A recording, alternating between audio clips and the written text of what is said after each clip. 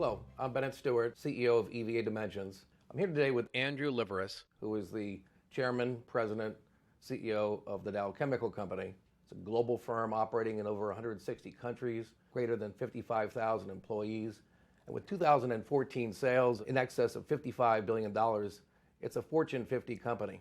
It's clearly a tall order to lead a firm like Dow, and so that gives me extra pleasure in welcoming Andrew Liveris here today to give us some insights into EVA at Dow. So Andrew, in your words, how does Dow use EVA? So EVA, economic value add, and all the principles that underlie it, Ben, are very crucial as one of our large financial metrics that we use to run the company. Our businesses need to run, and our business managers, where the income statement and the balance sheet are integral to the decision making. EVA provides us the tool and the mechanism to actually bring the two ways to measure value together. And we actually have made it part of our operating metrics, weekly drumbeat of analysis. How did your team become convinced about EVA to bring it in and use it? 20-odd years ago, when we first got introduced to the whole concept of economic profit, we used it but fell out of love with it. What we noticed about the metric is that it didn't capture growth all that well, and it kept optimizing and shrinking, if you like, based on value creation, ROC, weighted average cost of capital, within that unit. Now, the numerator matters.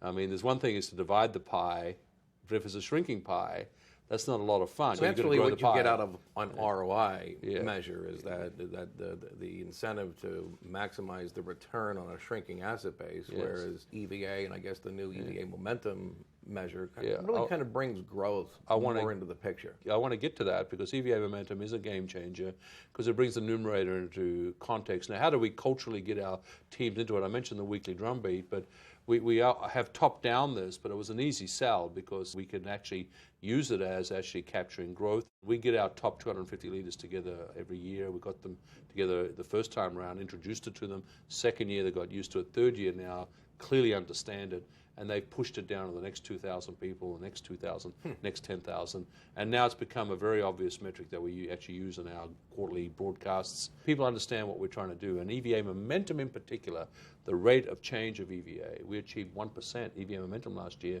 As you well know, that's really saying you're growing value, and you're growing value through growing the numerator and the denominator. So since EVA momentum may not be a household name, it is a ratio measure like ROI, but it measures the change in EVA as a percent of lagging sales. So it gives you a growth statistic. So it leaves off your history and it focuses on change and growth. So businesses that are challenged can win by improving their negative EVA, or profitable businesses are challenged to continue to grow profitably. So that is kind of a game changer. Polyurethanes is a business that we have within our performance materials business that when they put EVA in place, they were negative.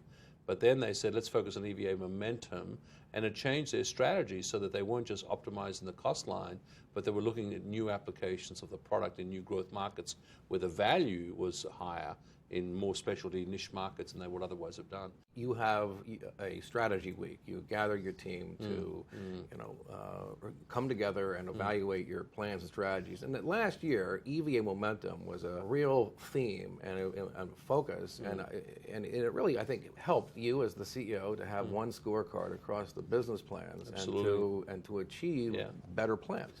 Absolutely. I don't believe in overhead slides, and I'd rather the business person talk to me about their business. So they had to culturalize to EVA where they brought 4 or 5 overhead slides each, and all were focused on what you're doing to change EVA momentum.